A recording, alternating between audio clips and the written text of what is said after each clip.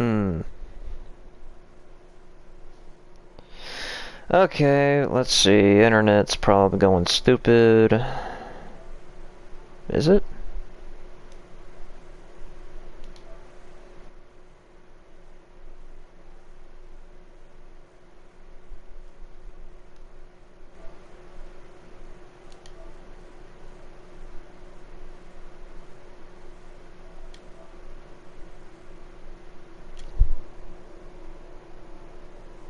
Um.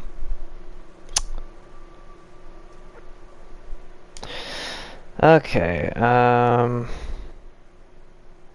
don't think it.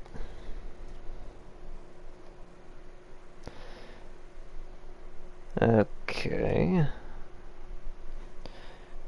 Well, two people just showed up. Don't know. Seems like my live streaming stuff is starting to go all out of whack because my internet's going way too slow. Or essentially it bugged out where I guess it had like a drop in ping and it just shut everything off. I'm trying to see if I can get my chat group back up and going. Okay, yeah, here we go. So now it's showing that I'm doing something now, so let's see how long this session goes before it all dies. Alright, so Ted's back, Darlene's back, Juju the Baboon, of course you'd be watching me. And you invited me to a party earlier, but I don't know if I can join that because I'm streaming. Let's see, now we got 4 people watching, so it seems like now the live stream is starting to kick up activity and people are noticing that the new one is starting, so... okay, so kind of continuing off where my first stream died, putting in the aquarium car. And essentially I was putting together the correction to get the walkway into place because it was offset by 1 block. So let's see. Yeah, radio. Oh, Raid Shadow Legends. Yeah. Never played it, but actually I don't even know why the hell I'm laughing like I know what I'm talking about. I don't even know that game. Okay, so fixing offset blocks. So 5 people are back, 11 comments, and it's 2 and 3. Okay, so there we go. Now it all lines up. So sushi bar is going to be about here. Dominic Costello, the Great Jack Cruz. Yeah, it's been about 2 damn years since I've ever last talked to you on PlayStation. I remember, yeah, me and Dominic used to know each other a lot through GTA RPs. And yes, to answer that question, I have done GTA RPs. So, let's see, what floor of choice? I think I want to go with like a dark wood flooring, but I want the block, not the slab, so where are those at? Nope, that's not it. They're up here, I'm a total idiot. Okay, I guess we'll start with this, and I guess we'll start with the sushi bar in first. Start off with the floor. This is center point.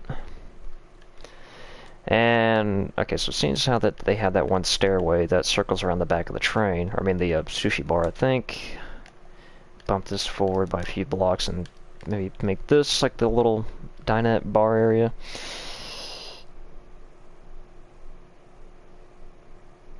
Okay, checking up on the comments real quick, give me a second. Darlene's been, yeah, Ted. Okay, yeah, Ted. Yeah, I totally got my ping reversed. The higher it is, the worse it is. The lower it is, the better. I don't know why I was saying... I don't know what I said earlier. It's too far gone. Okay, so... continue on with the dinette over here. I'm thinking... we'll do something like this. And then stairwells will be over here. Put the wall portion in. You know, I'm trying to keep track of the chat as much as I can, so if you have like any questions about the Snowpiercer series or the overall novels in general, I have read the novels, so if you have like any, you know, genuine questions or like wanted to know more about the train, I could probably tell you a few things. Kind of make things a little bit more interesting for this. Because even though I'm streaming, I am kind of considering this to be kind of like, you know, Snowpiercer fan talk, because it seems like after the series was a thing, the Snowpiercer franchise as a whole has gotten a little bit more of a following. I mean, the movie didn't really get much of a following, but it seems like after the series, more people are getting aware of it and checking out the novels. Darlene says, make a train based on myself. I guess in a way of answering that, I kind of figured okay, just take a look outside here, and it's snowing again.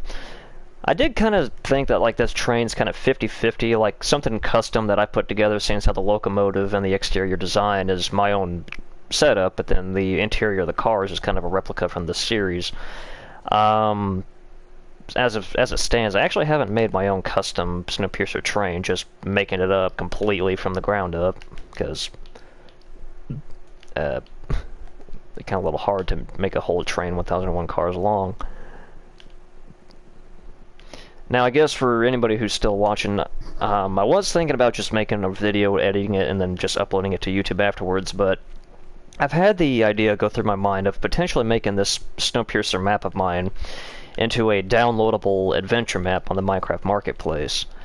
And as the idea stands, what I've got in mind here, if once I get so much of the train done, the first compromise that I've thought about is the fact of the matter that, I mean, of course, first I'd have to become a content creator to upload this stuff. And then after that, I would have to determine if there's like a map limitation, or, you know, if I'd have to make it copyright, because I don't know how well Minecraft handles that kind of stuff. But essentially, the one big issue that I have in mind is, you know, making a train 1001 cars long would just be too damn much, you know, especially if I try to like crunch time this and make it to a downloadable map. And I've been kind of thinking to myself, like, what if I were to like shrink it down to maybe like 100 or so cars? And even though that's like a totally, you know, depressing number for the size of this train, I've also been taking into consideration that along with this adventure map, I would have the Big Alice locomotive parked outside, you know, behind the Snowpiercer to make up for the extra loss of cars. And essentially, alongside the two trains, to make it even more interesting, instead of giving them the illusion that they're moving, I got like heavy inspiration from the finale of the series, and I had the idea of potentially making it to where the trains are stopped, and there's like a chunk of city district around the train that you could explore, like as if you like disembarked from the train. That's the overall grand concept. You'd have the Snowpiercer, the Big Alice, you know, connected to one another, stopped in the middle of the city, and I guess just to make it a little bit more spooky, the idea would be that the trains were stopped at the station that they departed from in episode 1. So essentially, you'd be kind of going through the ruins of everything that you left behind the moment that the temperature passed below the critical point. Let's see here. Okay, Jay's back. Hello.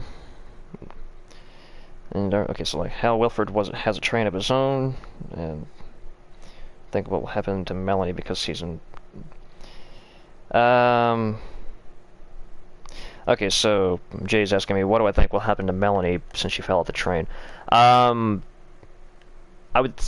if you've seen the trailer for Season 2, we know that she gets on board Big Alice at some point, so I don't think she's gonna die outside. Because, glass, okay. Because she fell off the train because, you know, they locked out the brakes and everything came to a stop, and then when she came to, she basically found herself resting near the tail section of Big Alice. I don't think that's high enough. So, and she grabbed the axe and started working her way towards the back of the train. And if you kind of pay attention to, like, whenever you see the big, gigantic caboose of Big Alice, where I think it might actually be the engine, you can kind of see the silhouette of Wilford just sitting in the window there. So, essentially, I don't know if she's just going to try to, like, make her way to the back and try to board it and try to take out Wilford or something, but I don't know. I guess we'll all see in due time. And I guess, you know, I can't seem to get the archway on this correct. Because that just seems too chunky. I think what I might have to do is bump the outsides by one more block so I can have more space to get an organic curve going on here. But don't want to sacrifice too much space because I still need to have, like, plant life and fishes swimming through here. Let's see here.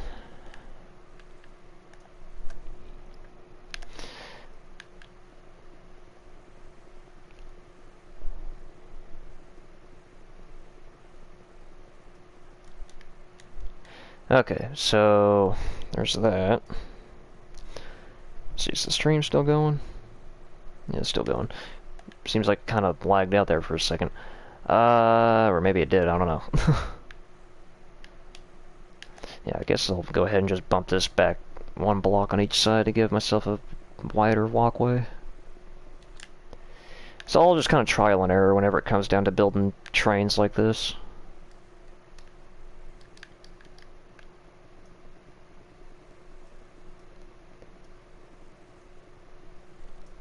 Okay, well the comments updated, so that lets me know that the stuff hasn't lagged out. Everyone's just kind of being quiet all of a sudden. Yeah, I mean, realistically, there isn't really all that much of anything interesting to see, just someone building a car. Let's see. Still watching, okay.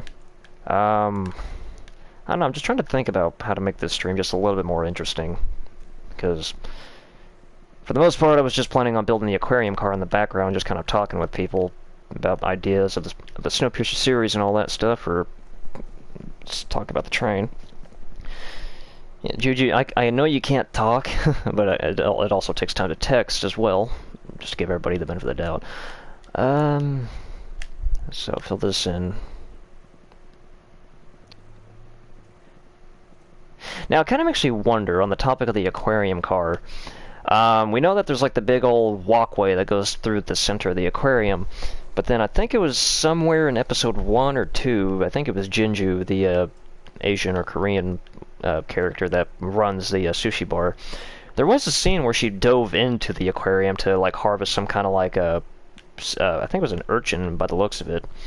So it kind of makes you wonder, is there two different aquarium cars, like one that has the bar and then one that's just completely water that allows, you know, harvest of like sea-based materials and stuff like that, or is it all just this one car? Because she'd had the big glass dome in the middle of it.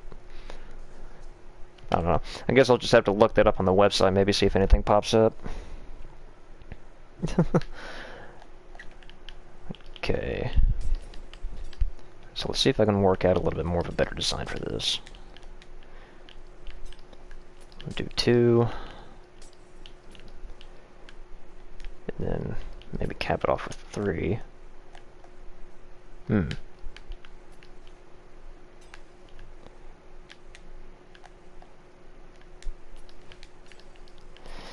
Yeah,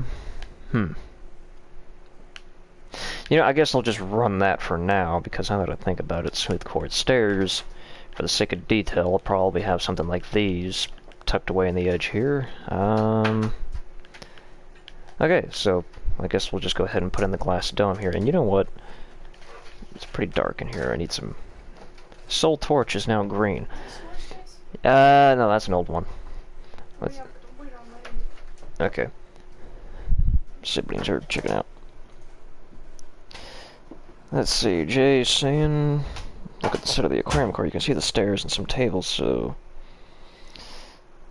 Yeah, that's kind of the part that's throwing me for a loop, because we got one car that's the sushi car, or the sushi bar at one end, and then the aquarium stretching the entire length of the car. So, I don't know, I guess I'll just look up the Wilford Industries website and see if they have anything in particular that might emphasize whether they have multiple aquarium cars. Because I do know something about like the cattle car, where they had the cows and the pigs and the goats after the avalanche breached the window. I think Melanie, if I remember the dialogue, it did sound like she said there was like 12 more cars that were filled with cattle as well, and also the drawers. I think there's like another 120 cars just like it. It was either the greenhouse cars or the drawers that had like 120 plus cars that were all the same. Okay, maybe there were... Yeah, that could be another, like, let's see, Gangster Gamer. Yeah, stairwell that accesses the top of the aquarium. I also had that go through my mind, and I totally forgot that I was going to put some torches in here to light it up just a little bit. Make it so it's not so damn dark.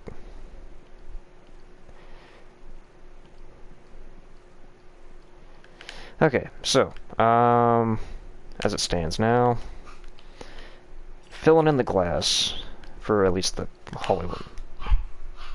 Sounds like the dogs are going nuts. Very convenient. I've got 3 dogs, in case anybody wants to know that answer to that question. And depending on Dumb and Dumber, if they come in, as I like to address my younger brother and sister, the entire household addresses them as Dumb and Dumber, which is kind of sad. We don't even really call them by their names anymore. It's getting that bad. But sometimes they pop open the bedroom door and the dogs come running in. And the 3 dogs that we do have, we have a standard poodle, which was the dog of choice that my mother wanted. She also got a hold of a dappled dachshund that we named Little Man. The poodle's name's Charlie because he's a chocolate standard poodle. Yeah, and then we had the 3rd dog. She's a Pomeranian Dachshund named Jelly. And my stepfather named her that before Mom and them got married, so we couldn't do anything about the name at the time. Let's see here.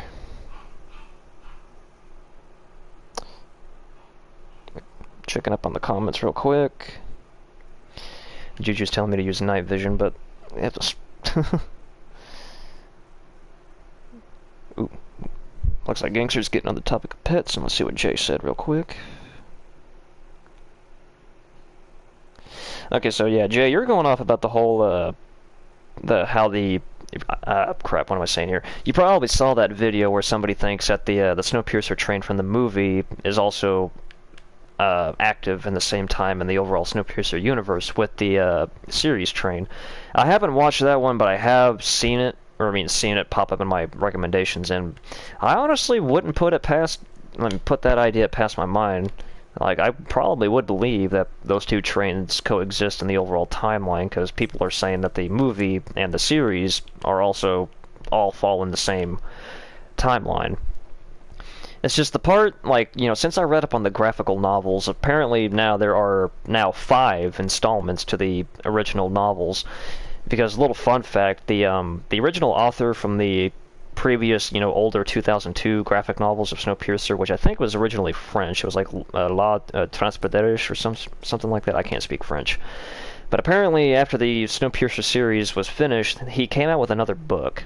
And apparently it's supposed to be like a prequel before the freeze, and kind of detailing on how the trains were built, and kind of how the world took the news on, everything's going to freeze, everyone's going to die, and there's no way we can stop it. So I need to actually read up on that one, because I've read all the previous ones, and on the topic of, like, the whole multiple train thing, what was I going to say? We only know about 2 trains in the novels, Snowpiercer and Icebreaker. And as it states in I think in the 4th novel, it says that there's 10 total trains, including the Snowpiercer and Icebreaker. We don't know the names or the whereabouts or the fate of the other 7 trains, or actually I think they say 3 more. They tell us what happens to 3 of them, but we never get the names. Okay.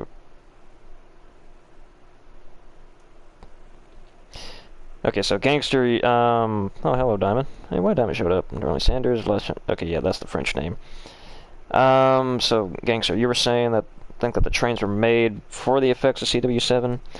That actually is an interesting question here, because going off with the novels and the overall, okay, combining what was said from the novels with the mix of the movie and the Snowpiercer series, originally, Mr. Wilford himself, he was kind of a transportation tycoon. He was all about building, like, the world's greatest railroad empire. So, some argue that he originally was building these gigantic luxury trains, as just literally being a cruise liner on rails, as if CW7 or the cooling of the world was never going to happen. As being simply like these trains were just being built for, like, a luxurious excursion to connect the railways of the entire world. But then, they say that Mr. Wilford, being the great visionary he was, whenever he found out that CW7 was going to be dispersed into the atmosphere to artificially cool the Earth, he was skeptical of it and thought that it was going to immediately backfire and freeze the Earth, and it did. So, I think as these trains were being constructed, once they found out that this whole cooling project was being funded by the government and stuff like that, he essentially ordered the company to essentially revamp these trains and add a hell of a lot more to them and try to construct them into self-sustaining, enclosed ecosystems as being, like, potential arcs. Okay, am I doing 1 overhang, 2 overhang? Okay. So, I guess it's kind of like a mix of both. Like, originally the trains were just going to be custom trains, and then whenever they found out that CW7 was going to be a thing, they basically modified them in the production of constructing them in order to have, like, a fallback to save humanity as it stands. Yeah, Darlene, yeah. The Snowpiercer novels are written in comic book format, rather than like just page of words and paragraphs. It is frame by frame illustrations, so it is essentially a comic, and all of them are written that way. So it kind of makes it a little bit more interesting to read, knowing that they're in comic format, so you can kind of actually see what's going on and get an idea on how gruesome and dark some scenes are. Okay, so the water goes over the dome, so I'm going to block it off right there and have this be like the ceiling of the sushi bar. And then bump these up real quick. Let's see here.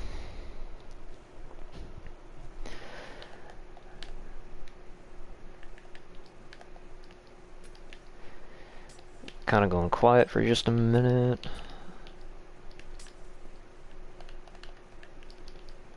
Probably can hear like the buttons going nuts on my controller. I don't know how sensitive this microphone is. I also do have my little box fan going on in my room, so if you get like a little gust of wind going through the microphone all of a sudden, that's probably what it is.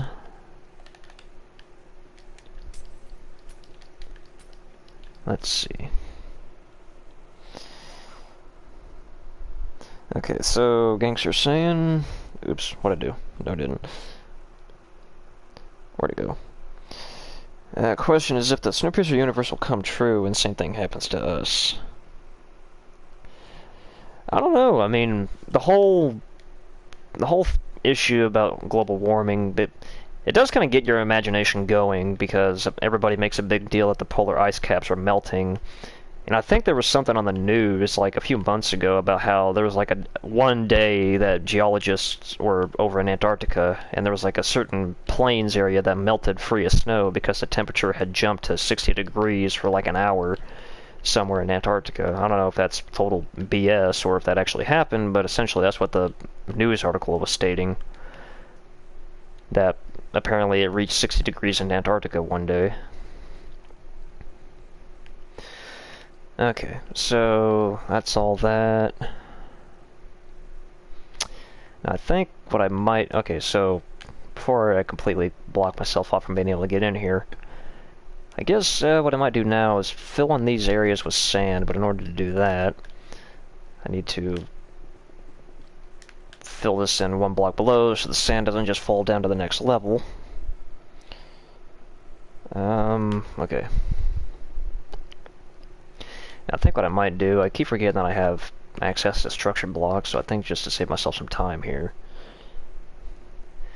Now you can kind of see one of the tricks on how to make, build stuff quicker in Minecraft using the structure block without completely, that's going the wrong way.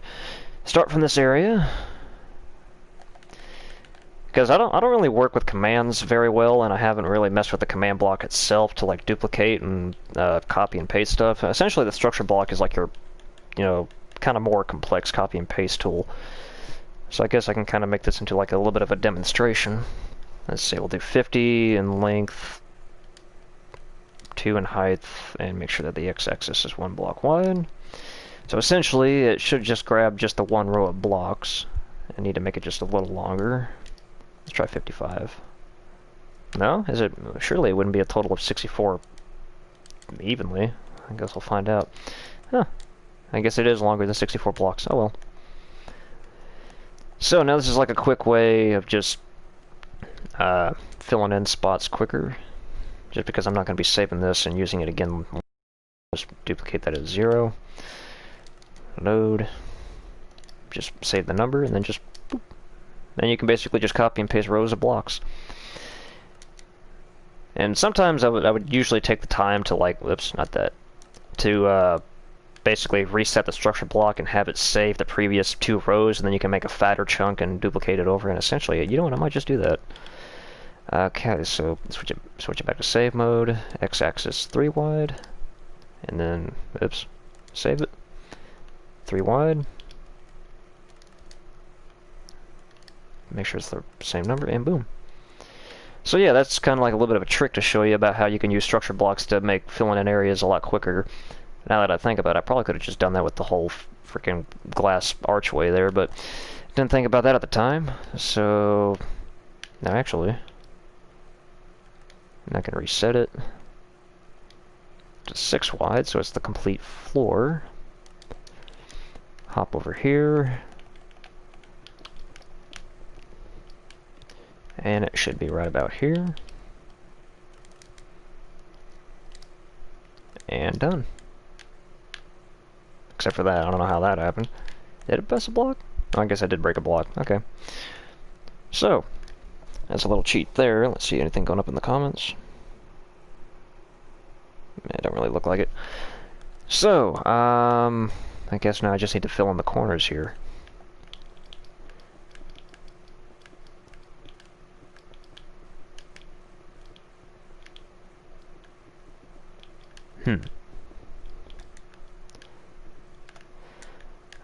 So, let's see here.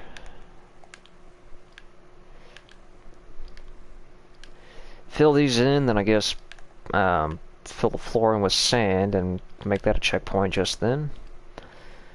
Let's see.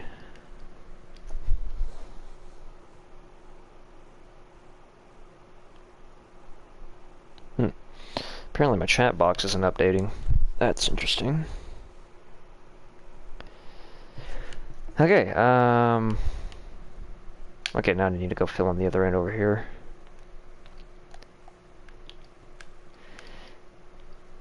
You know, I guess since how I'm live streaming this, I guess if there's anything else that people would kind of like want to see in the meantime, just to kind of kill time, depending if we get too bored just watching me build this, you know, you can always type in the comments down below if you want me to take a look at something else real quick. You know, kind of give people the opportunity to like ask about stuff and see stuff instead of having to wait for me to make a whole nother video. So, okay, so sushi bar, that's all filled in, so now before I can clear my inventory and get rid of that, put that in the inventory. Sand, where are you at? Sand.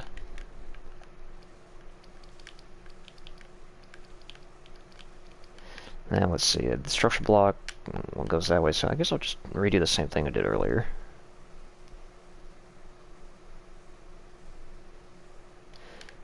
Okay, so I had it set up to about like right here.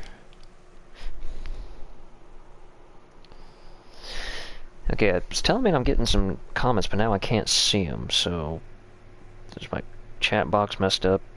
Let's try this again. Maybe refresh it. Okay, I just essentially had to refresh my chat box. Man, holy shit, I missed Jay was saying, don't understand about how the world all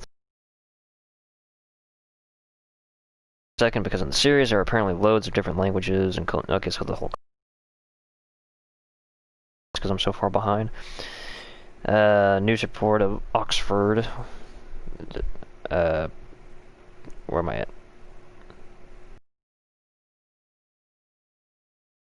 Yeah, okay, yeah. My chat was broken, so let's see if I can live Q&A and build in some. Yeah, I saw that. Internet died for a sec. Let's see. I'm actually cheating and just using my phone to watch my own live stream because I can't get my comment box to pop up on the PlayStation TV screen, so... Okay, so I got my chat fixed up here, and let's see, Jay was wanting to know about the whole cultural mix of Snowpiercer and the whole evacuation of the Earth. Let's see, why you invite me to a party? Okay, so the whole cultural mix on Snowpiercer, kind of working off the novel, not the novel, the series. Essentially, as it stands, most of the first-class passengers, you know, paid for their tickets along with some of the second-class. And I guess for whoever was able to pay top dollar, they were able to get onto the Snowpiercer. And I guess also going off what the novels were saying, there were like a good handful, like a few hundred, if not maybe 1,000 plus people that were actually hand-selected to be brought onto Snowpiercer to benefit humanity in the end. Whenever, hopefully, if the freeze like goes away and the trains are still running and humanity restarts, we essentially have like the essential essential people to help restart civilization. So there were a good mix of people that were picked from the train, scientists and all that stuff from all over the world. And as far well, crap! Now I just had a brain fart. Let me check the chat here. My live stream is lagging. Well, okay. Now where was? Okay, so the whole cultural mix. Now the evacuation process. I think there was something you were asking about the whole how they evacuated everybody to the trains. The novels kind of made it out to be like a very dark and gruesome thing, seeing as how Wilford Industries only built just the 10 trains. And these 10 trains are parked in different stations in different nations all around the world. And the Snowpiercer just so happened to be stationed in Chicago in the United States. I don't know how many more trains were in the area or within the U.S. Let's see. Okay, so how do they communicate? The trains, they all do have communication with one another. The novels, they make it more tech-based, whereas the Snowpiercer series, they kind of make it sound like that nobody knows that these other trains exist, because it was a total surprise to everybody on Snowpiercer that the Big Alice train showed up. But in the original graphic novels, the trains, they all do have communication with one another, and they also have satellite connections and uplinks to track each other to make sure that there isn't like a potential crash that might occur further on down the track if one train slows down too much. Because I guess I also should say in the novels they make it sound like that all these 10 trains are all operating on the same track. Like they're essentially got a few hundred miles or a few thousand miles between each other. They're all traveling the same direction, like in a counterclockwise circuit around their circumnavigational track around the world. So I guess that's kind of one of the other risks as to why they say that the trains can't slow down or speed up too much, because they could disrupt the balance between all the different trains. Let's see, is my chat updating? Let's see the little stories that they provided. Not entirely sure. Oh, communicate between the different nations. I would just simply believe that they had translators and stuff on the train, or yeah, that's basically all I can think of. But because like in the series, everybody speaks English, even though they look like that they're from different nations. So I don't know. The original graphic novels, like they were written in French, and they also had like a mix of like Russian characters and English characters in the books. But that's the novels. So I mean, there is. Even though the Snowpiercer series is kind of big or kind of interesting and unique, there is kind of like a lot to be asked or questioned about, like how everything works out and stuff. So I mean, not everything is answered in full. So you just kind of have to like use your imagination to kind of connect the dots between the few, or just kind of make up your own theory on how stuff works out. Let's see. I'm going to take a drink break real quick.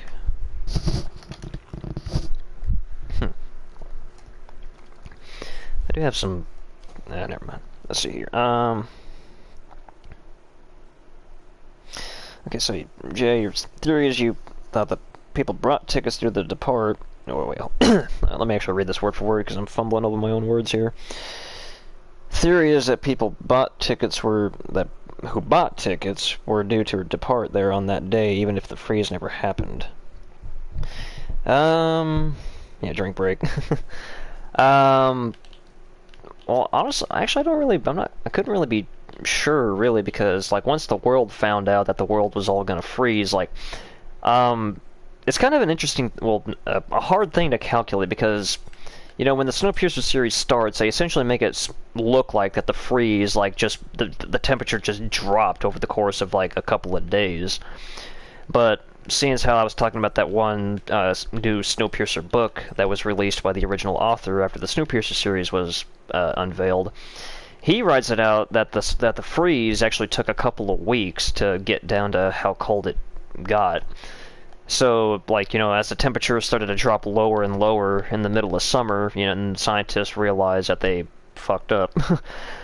and the world was doomed to freeze because the temperature was showing no signs of slowing down on cooling, and they were thinking that it's going to be a new ice age and all that stuff. So I'm probably just thinking that it took maybe about a good week or two for the temperature to drop past below the critical fatal point, and then the moment that Snowpiercer departed from the station was probably the last possible hour that the temperature was within the survivable margin.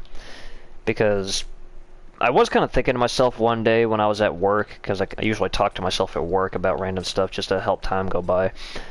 I was kind of thinking to myself, like, probably, like, was it about the time that the Snowpiercer got out of Chicago city limits was about the time that the temperature dropped so low that everybody outside was, practically dead at that point? Or did it take just a little bit longer even after the train left for everyone to freeze?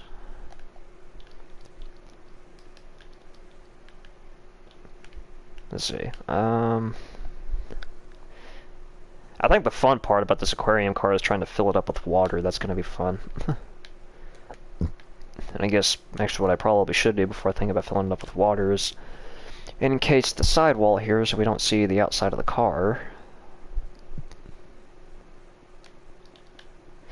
Let's see, anything new on the chat? Don't look like it.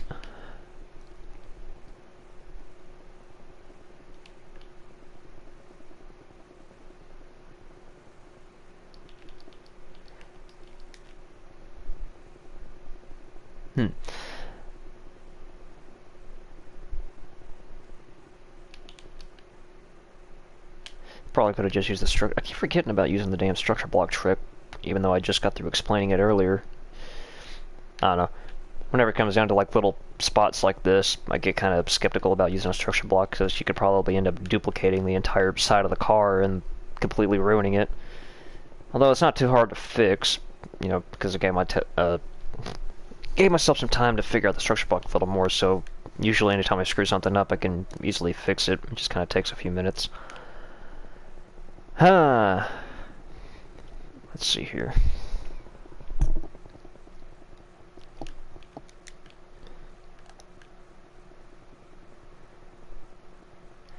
Well, I guess, oh, I got a new comment that just popped up.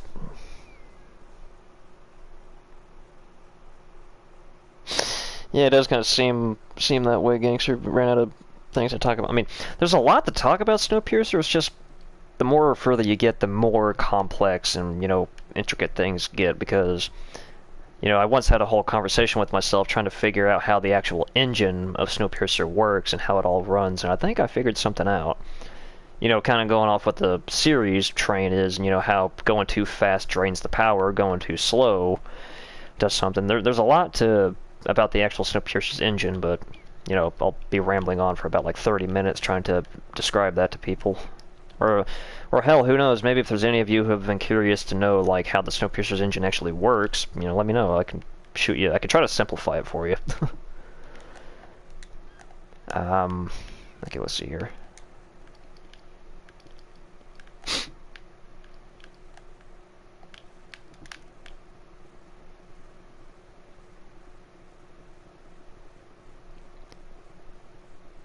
I honestly do sometimes think to myself I might have overscaled my train just a little bit compared to the original series train.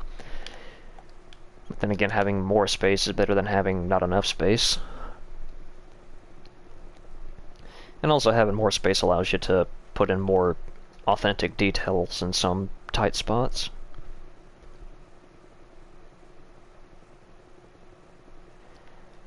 I mean, it's kind of sad. If I really wanted to, I could cheat so hard and just essentially pull up the Snowpiercer series on my phone and just kind of watch a few clips and save it or pause it where I need reference for. Let's see here. Got a new comment. Check that here in a second. Let me fill this in. There we go. Okay.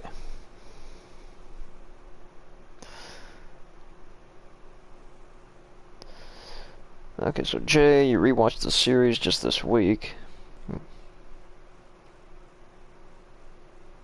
Jay's going about how the music had everybody thinking about the bunker, and Gangster, you're saying about how transfer water to use it into steam. Let's see, and then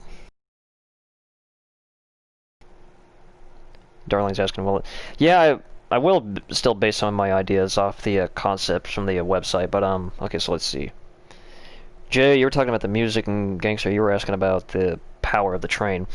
The music from the season finale of Snowpiercer, I think they took that idea from the original graphic novels, and I guess I should clarify, that's been one of my opinions about the Snowpiercer series. Like, I don't really think it falls perfectly with the timeline of the original books, but because it kind of seems like TNT, they took the Snowpiercer novels and kind of formulated their own little story, because the whole two trains thing, the whole derailment, almost derailing, and certain aspects of the story seem to be kind of like their own twists on major plot points from the original books.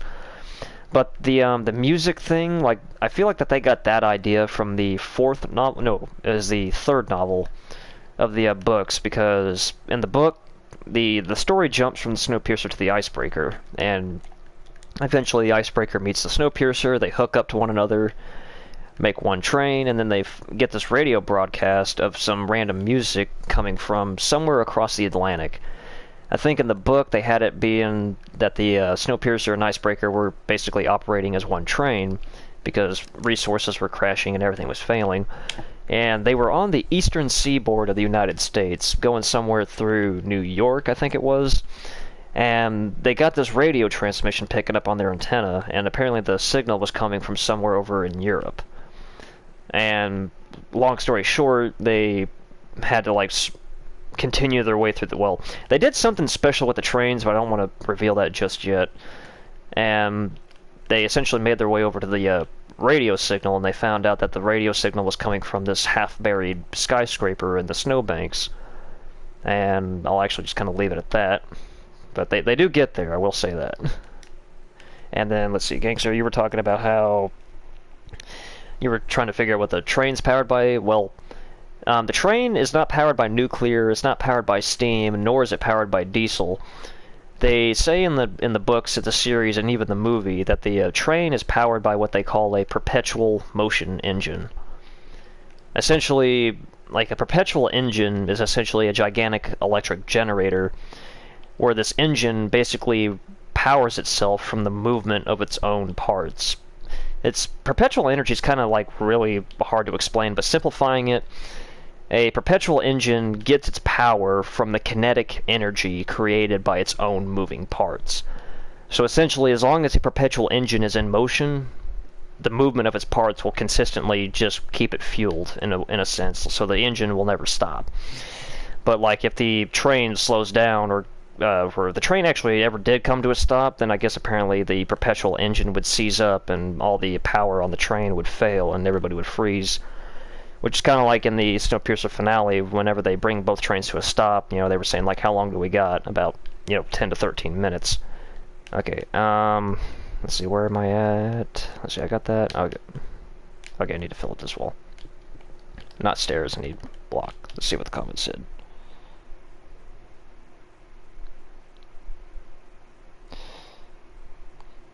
Okay, yeah, Gangster, I'm trying to think, I'm stuttering. Breathe for a second, I've been talking too much for one day. In the novels and in the series, like, it's already been confirmed that, or that's like hard fact, like in the Snowpiercer universe, that all these trains are powered by perpetual engines. So, I'm kind of, well, it seems like if I try to continue on this topic anymore, I might start ranting about everything that I figured out about the Snowpiercer's power plant. But I guess, the more information, the better. So, I guess I kind of figured out what I learned from the Snowpiercer series TV version. Let's get a new comment real quick, actually. Okay, well, let's see, maybe both. Well, okay, so going off the Snowpiercer series and how these trains run, I found out that, the Snowpiercer train is completely electric. Like, all of the systems on the train are powered by electricity, and the perpetual engine is just a gigantic electric generator that can never stop. And I've come to realize that whenever, like, the Snowpiercer was trying to run away from Big Alice and Melanie had the throttle at, full speed, and the two engineers were saying, like, the reserves at emergency, if we dry out, it's over, I come to find out that the Snowpiercer is always at the risk of, like, a power or energy management crisis, because the Snowpiercer train has the perpetual engine as its primary source of power, but then it also has these secondary battery banks located further down train. And once I figured that out, it kind of made it all easier to understand, because since the perpetual engine is an engine that relies on momentum and motion to kind of keep itself moving, the perpetual engine doesn't speed up or slow down. It doesn't run any faster or any slower. Once a perpetual engine gets up to speed, it stays at that set speed forever, because if it did speed up or slow down, it would disrupt the flow and completely destroy the engine. So the perpetual engine itself does not actually drive the train. Like, it's not directly connected to the throttle. Because what I figured out is that since the perpetual engine is the gigantic electric generator, the actual driving wheels are powered by electrical driving motors. So the perpetual engine creates the electricity to power all the systems on the train. But this is where the power banishment crisis comes into play, because since the perpetual engine spins at one speed and it doesn't go any faster or any slower, it essentially, the amount of electricity that it pumps out has to be shared with all the vital systems on the train. So I guess the best example to kind of give you an idea on how crucial power management on this train would be, it seems like the easiest way to go about it's like if the train speeds up too much, or whenever they start overdoing the throttle. So putting it into perspective, the perpetual engine can only pump out so much electricity at any given point. So say whenever Melanie was trying to force the Snowpiercer up to full throttle, what was happening is that the electrical driving motors were sucking down more electricity that could be generated by the engine. And I guess they essentially already sucked a lot of the extra power that they needed out of the battery banks, so they were beginning to starve the perpetual engine of power, which would then cause all the other electrical systems on the train to fail because the driving motors sucked the perpetual engine dry. And I guess if that happens, like, it takes 12 hours or something or more. I think if I heard that piece of dialogue correctly in the series, it takes about 12 hours for the perpetual engine to basically recharge, like, one battery bank. So holding the train at wide open throttle would essentially starve the entire train of power, and everything else would die, and then essentially the driving motors themselves would no longer have enough juice to push the train forward. So then the Snowpiercer would come to a stop, and then everybody would freeze because they couldn't recharge power fast enough to get the train moving again. So that's essentially one of the reasons why the battery banks are such a crucial part of the train. Let's see here. Insert knowledge moment. Yeah, I'm just kind of nerding out on Snowpiercer now. Let's see. Jay. Ran to the bunkers are... Yeah, people who ran to the bunkers are dead because it apparently froze to the core, so... Yeah, probably did. Yeah, that's kind of something else I've been thinking about. Like, did people that ran to bunkers or something still be alive? And I wouldn't really think so as well.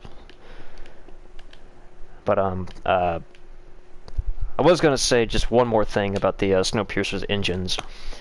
About, how the battery banks work. So, let's see, how can I simplify this without ranting on too much? So, okay, so we know the Snowpiercer has a set cruising speed. It tries to stay at a certain speed, which kind of allows everything to work in harmony and, work in a decent flow. So, the easiest way that I've been able to figure this out is, like, since the Snowpiercer has these battery banks to have extra power on standby, say, like, whenever the train is, like, going downhill, they can essentially cut the extra power needed to go to the driving motors, and any amount of extra electricity that's made by the perpetual engine that's not being used essentially gets diverted to these battery banks. So that way, in the case needed whenever the Snowpiercer has to speed up to, like, go up a hill or something, they can essentially take the extra power that they need from the battery banks and divert them to the driving engine, so that way they don't have to pull the extra power directly from the perpetual engine. So that way, all the other systems on the train don't get starved of power, since they all have to share just a certain amount of electricity from the engine itself. So yeah, coasting down a hill recharges the batteries, speeding up a hill drains the batteries. It's, I don't know, seems rather self-explanatory now. I mean, hopefully it kind of like makes a little sense. Let's see what the chat's going on about.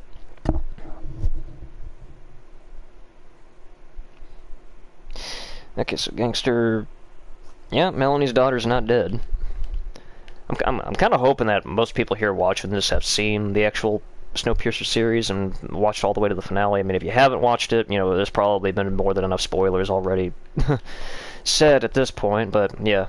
As of the season finale, episode 10 of Snowpiercer, yeah, Melanie's daughter, you know, she's not dead.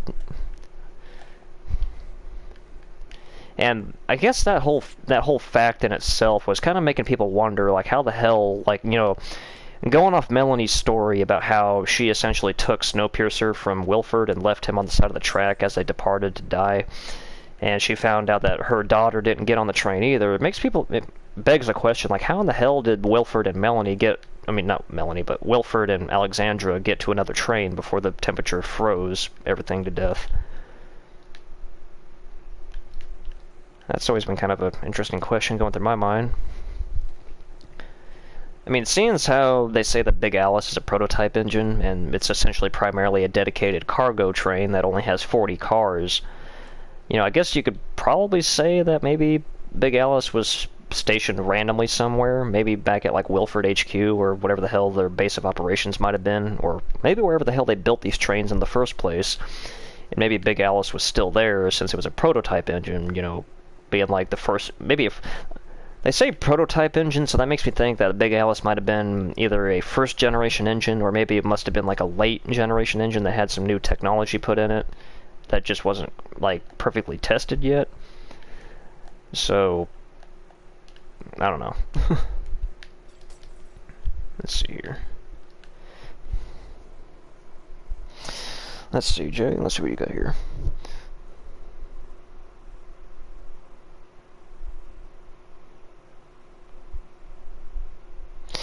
Okay, so Jay, going off the Wilford and father, daughter, and Big Alice. Okay, okay, so the whole scheme between Alexandra and Wilford and Melanie, that actually has been like a very big theory that's popped up in the Snowpiercer universe, you know, for season 2, thinking that Melanie and Wilford might have actually been married before the big freeze, and, you know, Alexandra is their daughter. Because there's like a little part in the season finale where they pop the main hatch door on the back of Snowpiercer, and whenever they rotate the Wilford logo to open the door, it rolls upside down to what appears to look like an M. So that almost kind of makes it look like if it's one of those double meaning insignias where it can mean Wilford or Melanie. And I guess as the freeze was impending doom on the Earth, I guess Melanie claims that she was the one that actually truly designed Snowpiercer, and she was the one that built the engine and all that stuff, and Wilford, he was just kind of like a mascot for the company. And, you know, Melanie, like, said, like, in one of her stories, I think it was in episode 8, I think it was, she was, like, detailing to Ruth about, you know, what she did to Wilford and why he's not on the train. And, like, of course, like she said, she built the train, she built the engine, and Wilford, all he did was sell tickets, and he didn't have faith that humanity could be saved, and he didn't even have any faith in his own trains, apparently. So Melanie, like, she at least wanted to make the effort in saving humanity, so I guess she, you know, air quotes, hijacked Snowpiercer from Wilford, seeing as how he was supposed to be the one running the train. But I guess, since, like, she was saying that Wilford, all he wanted to do was sit in the bar car and hang out with ladies and just get drunk all night, not even paying any attention to the engine, you know, Melanie says that they wouldn't have made it one revolution. So it kind of makes me wonder, like, if perhaps maybe Wilford, Melanie, and Alexandra were all once a big family, and then this whole end of the world conflict basically split them apart. And I guess Melanie was hoping that her mother and father would have Melanie's daughter, and they would have made it onto the train, but I guess they never did. So I get the feeling that might be like a flashback story sometime in season 2 that details like, you know, how her daughter and Wilford got on this other train, or even where the other train even came from. So, yeah, it's probably going to be a big old episode of Family Feud in season 2. And, let's see, what was the other question here? Okay, and then Gangster, you were asking about like if Big Alice collected survivors or if there are even passengers on that train. There are. It's already, well, I shouldn't say stated, but it's already known that Big Alice has its own couple of passengers on board. It's not just Wilfred and Alexander on this train. Otherwise, they wouldn't be able to operate the entire train because you have to have like a workforce and, you know, agriculture on board to maintain population for animals and food and stuff. But the Big Alice, like, they say that Big Alice is primarily a cargo train, or a supply train, as they say in the series, and Big Alice, I guess, apparently was designed specifically for the purpose of, you know, intercepting these trains and opening up that front hatch and docking with them to supply them with spare parts to make repairs if they run through their supply of spare parts. So, but now that I guess Wilford, since he's in control of the train, and I guess he was probably timing 7 years for this perfect intercept to catch up with Snowpiercer. You know, I would imagine the whole parts thing is probably not going to be of concern in Season 2. There's probably just like, you know, we're now together and now we can basically do what we want with you. Okay, let's see what's the comments got going on here.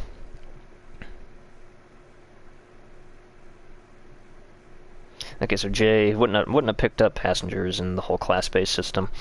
Now that you say that, that does kind of spark something in my mind. You know, seeing as how Big Alice is a cargo train, it probably doesn't have any luxuries on it whatsoever. You know, it's primarily just a gigantic warehouse on wheels. Now, they do, like, it was said, I think Ben, whenever he was talking to Melanie before she went topside, he was saying that that train was packed with, you know, bogey motors, bovine cultures, and even a full genetics lab. So, I guess apparently Big Alice might also be a cargo train and a gigantic-ass hospital on wheels. So, like, yeah. So, there are, like, the original staff on the train that were supposed to be with this train, like engineers and, you know, electricians and stuff. I'm stuttering too damn much. But yeah, there are, like, a good several hundred people on Big Alice, because Big Alice is only 40 cars long. It doesn't have the 1001 like the Snowpiercer originally did. So, yeah, they probably only have just the bare bones of what they need. Just, you know, the food supply, agriculture, water, and then everything else is just well, we think would be loaded with spare parts, but, you know, Melanie herself is even skeptical, like, did they use all the parts, or did they dump them overboard, or are they even still there, or does Wilford actually not know much about the trains since Melanie built them, and maybe he just used all the spare parts anytime a fuse burnt out or something? Just basically swapped out something that just needed like a good fixing. I don't know. There's so many theories and conspiracies already going around Season 2 that, you know, there's quite a lot of interesting ones. It kind of makes you wonder when Season 2 might actually come out. Because there was something that I read where apparently before the COVID-19 shit hit and shut everything down, TNT says like they essentially already had 70% of like all the filming done for Season 2 complete by the time Season 1 was aired.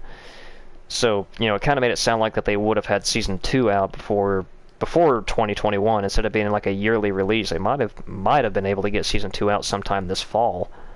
It's just all they have left to do is just the CGI shots and all that stuff, but I don't know if they're still working on it, seeing as how COVID's been going around. Did I seriously? Now, you know what, I'm not even going to delete that, I'm just going to continue building right here. Okay, let's see what the comments are saying. Oh, chat box froze up for a second. Let's see, where were we?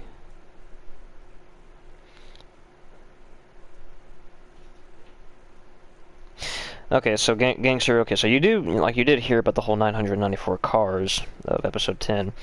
That's because in episode, well, what happened in episode 9, they actually disconnected 7 cars in the center of the train. Or it was kind of like a whole battle plan to like get rid of some people on the train, or like the security force, because in episode 9 they disconnected basically the tail, third class, second class, and the agricultural cars from the train. And then the Snowpiercer sped up, and then they disconnected 7 cars in the middle that had like the security force that the rebels were fighting against.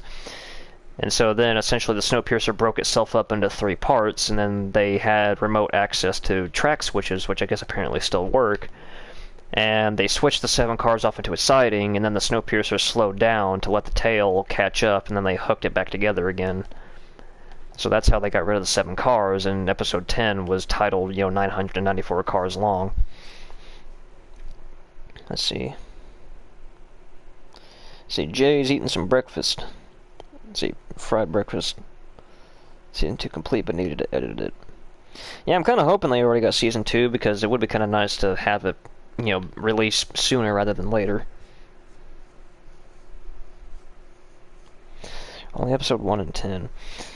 Yeah, probably just kind of gave up a huge ass spoiler just then, but shit. It's kind of hard to tell who's seen the series and who hasn't, but oops, my camera just went stupid. Oh well, I mean, I kind of feel bad that I spoiled some good stuff. What the? I just rolled over and a pile of socks rolled out from off my bed. Okay, let's see, where am I at?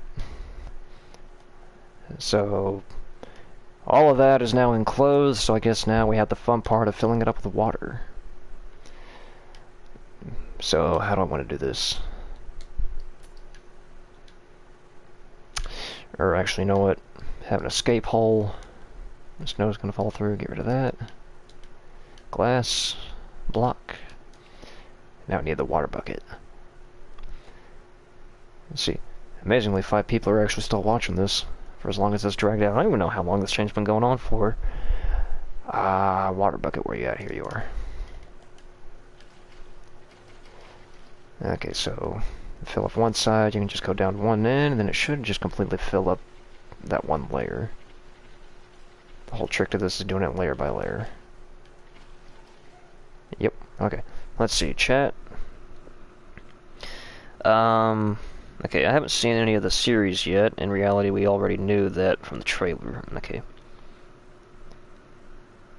Due to me not having TNT. Let's see. Texture pack that I'm using. Okay, well, okay, so yeah. I am using a different texture pack, and I got it on Minecraft Marketplace, and it was called Modern Textures HD.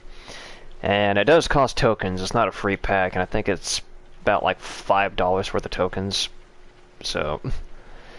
But, like, let's see here. The texture pack essentially is supposed to kind of give, like, air quotes, modern textures for people that like to build modern mansions and stuff like that. So it really does kind of work with, like, up-to-date modern textures to kind of build, modernistic builds. Like, that's just the whole scheme of it. Because, like, how, like, the oak planks here, just for a demonstration, they're supposed to kind of resemble countertops and stuff like that for kitchen and interior detail. So essentially, the texture pack that I'm using is all about looks and cheating the system and making interior designs. Okay. Officially going for 62 minutes. Damn, about an hour. I'm not entirely sure how long I want to keep the stream going for, but... because it seems like, I don't know, I don't really have the the ability to like just keep doing something consistently for 2 hours straight. I usually bounce from game to game throughout the day. But okay, well, I'm not going to end it just yet, but I'm probably going to try to end it here probably pretty soon. Okay, I'm an idiot for doing that. What the hell? That's kind of cool. You got like a reverse trident with no stem. Now where's glass block? So, I guess, I essentially got the basics of the aquarium card done, and perhaps I'll probably finish it up in a later video, but, I guess now we kind of want to have just a little bit of fun here.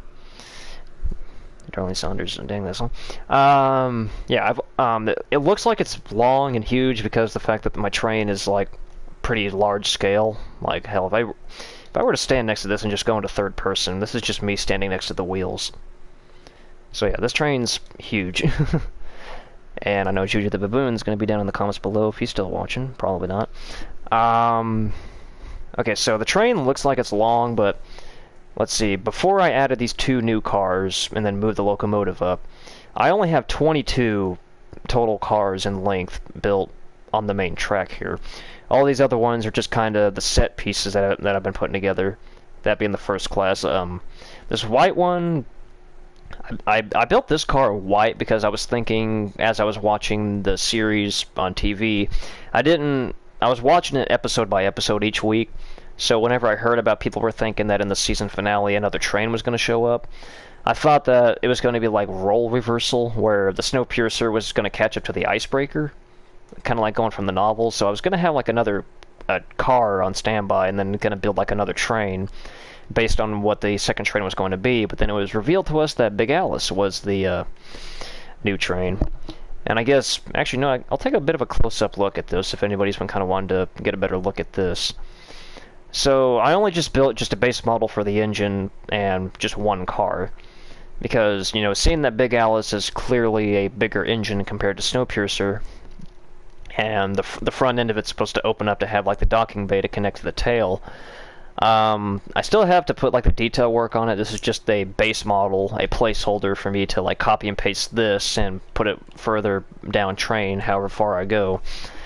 And like the wheels are the same width as the Snowpiercer, so it can still all fit on the same track. It's just that the side skirts on this thing stretch out like too damn far, one would say. And then I was able to kind of get an idea what the cars of Big Alice looked like whenever in season 10 of the finale I was able to see the outside of Big Alice's cars, so I could kind of see that they had like 4 wheels, you know, an angled underbelly, and then had like the whole 2-level side skirts that go around the train, just like the Snowpiercer. So yeah, that's basically all I got as far as Big Alice is concerned. I still need to put like the detail work on it and then duplicate a few more cars, and then figure out, or actually, you know what, I probably won't complete Big Alice too soon, because I'm kind of waiting to see what season 2 brings us to give me, or actually, you know, give us an idea of what the inside of Big Alice looks like. And I guess before I decide to close this up, I guess I didn't have it done in my earlier video, but I have taken the time to finally put together the interior or detail work on the observation deck up here in the engine. So, and okay, this is all stuff that was seen in previous videos. You have the corridor where you have the engineer's cabin. You know, I think this would be like Melanie's cabin. I've already had this done, but the interesting part would be up here.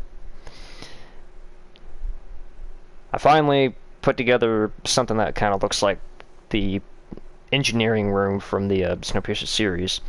Lots of computer monitors, you know, blue lights and stuff. I kind of use the jukebox. That's what this is in this texture pack. It kind of looks like a stereo that actually has the booming volume indicators, but kind of use those for like computer gizmos that look like they're lighting up and moving and stuff. But then moving forward, this is kind of like the computers that we have, where Harvey and Benny, they're kind of like monitoring the systems, satellite imagery, you know, brakes and system detection. A couple of monitors hanging from the ceiling. In the series, I had it in line where one was up front and then one was back here, but being item frames, or actually no, these are paintings in this texture pack.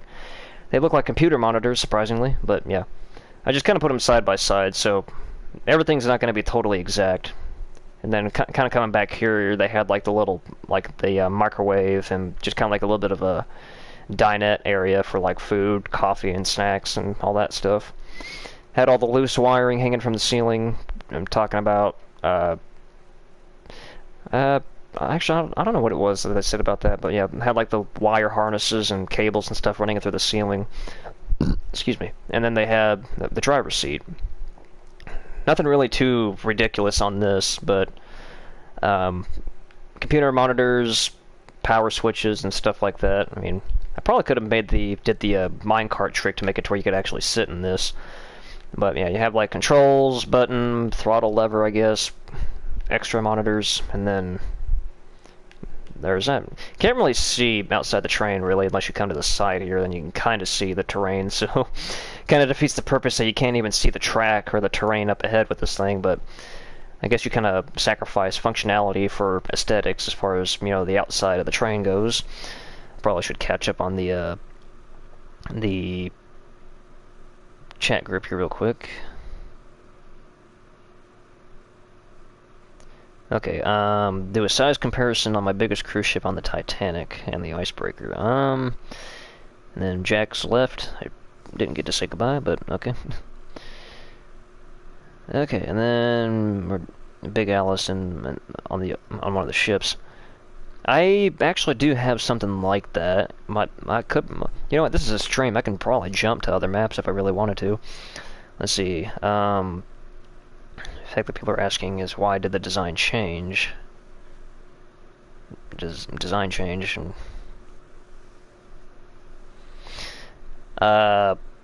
Okay, so Gangster, you're asking about like why the design of my train looks different from the series. I'll clarify that here in a second. And Darlene, yep, did a good job.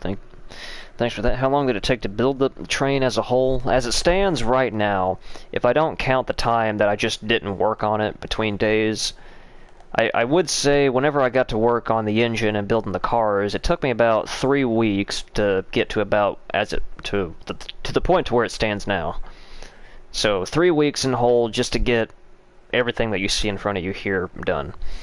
And then going back on what Gangster was asking, the reason why my train looks different from the Snowpiercer in the series is because I started building this train before the series came out.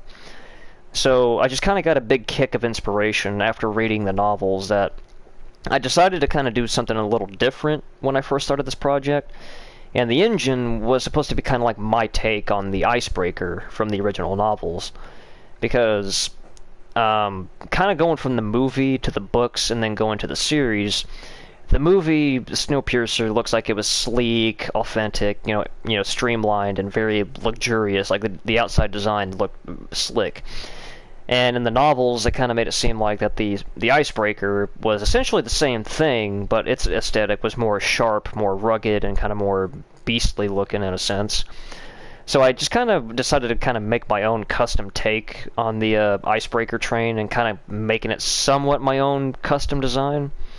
And then whenever the Snowpiercer series came out, I essentially just kind of took everything inside the train and tried to duplicate the inside of the Snowpiercer whilst making the outside of it looking like my own train. So that's kind of like why I said some time ago this project is kind of like 50-50 replica, you know, half replica, half custom. The outside's all custom, but the interior is a replica, so that's essentially how all that plays out. And let's see. Okay. Okay, well, let's see here. But the design changed from the movie, and okay, so okay, I just went on all that and didn't even notice that comment there. So you were asking about like how come the train in the series looks completely different from the movie. Well, that's kind of like what I was asking myself earlier, like does the Snowpiercer series actually fall in with the original timeline of the overall novels? Because it was said that the actual movie, the movie of Snowpiercer, actually didn't have any direct correlation with the original novels.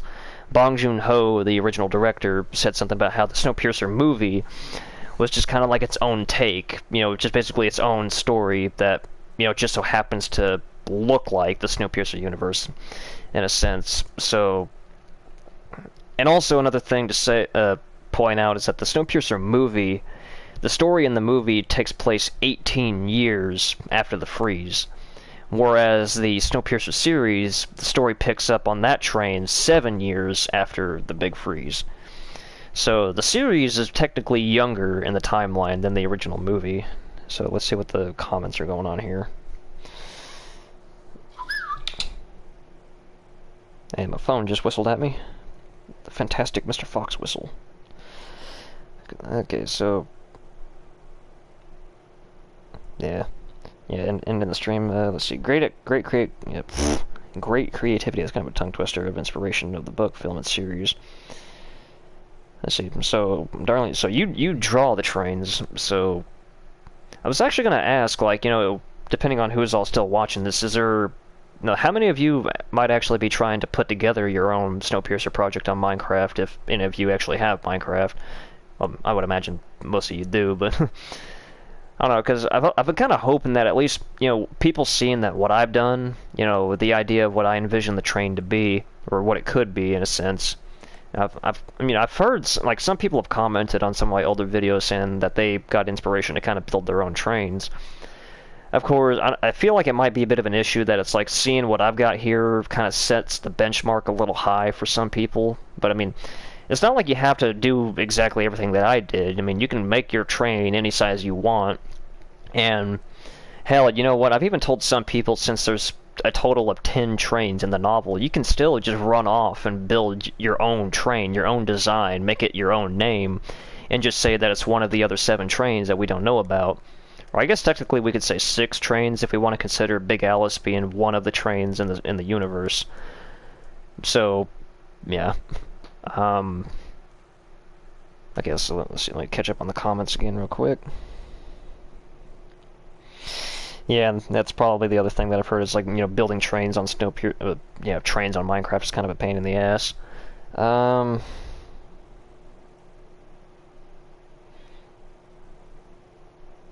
Yeah, rather not. Yeah, yeah, it's kind of like the other thing about Minecraft is just having the patience to build something this large. You know, even I don't really have great amounts of patience because I know that some of you probably know my channel being about the gigantic cruise ships and stuff, and you know, if I had to kind of tell you all, like, while you're still here, my stick's jittering for some reason. Okay, so I've kind of slowed down on my gigantic cruise ship projects. I haven't done any progress on them, you know, in months because I've been kind of focusing more on this, and because getting older, you know, having to work more and not having as much free time, you know, when you do get older, you do kind of lose, like, a sense of patience. You know, something that you could wait for longer, you can't really wait for anymore. But I guess in a way of explaining it, you know, I haven't completely given up on the gigantic cruise ships. Like, they're still there, I still have them, and they're still around. It's just the idea of, like, whenever I was starting the Snowpiercer project, it's like, you know, one would say, you know, with a project like this, it's smaller, but it's still big, but even though it's just a train, it's something still as impressive, or something cool that gets a lot of attention. So I kind of tell myself, you know, maybe if I focus, like, maybe if I can ever actually get this project done, the actual Snowpiercer being like my first ever grand project, that's actually totally complete. And also, don't forget, like, if I go through with the idea of making this a downloadable map for other people to use, that would definitely make it probably one of the most, you know, favored maps that I've ever made. But, like, it's easier to get a smaller project done than it is to get a giant project done, in a sense of putting it. You know, it's like, it's kind of something, you have something more to show for if you actually complete it over if you never get it done, if that kind of makes any sense. So that's kind of why these past couple of episodes on my channel I've been kind of focusing more on the Snowpiercer train, because it's an interesting project and it definitely has a bit of an audience behind it. And I don't know, I'm kind of more confident in myself that I might actually be able to get this done to an extent if I decide to make the whole story map with the other train, the city, and all that stuff around it. And the big cruise ships, just trying to be one person building the entire damn thing, really does kind of drag on you after a while. I think I might actually have to go through the efforts of maybe establishing a community to help build those ships. But for the most part, Snowpiercer is, like, now kind of like my more active project, as one would say. Let's see what we got going on in the comments. Okay.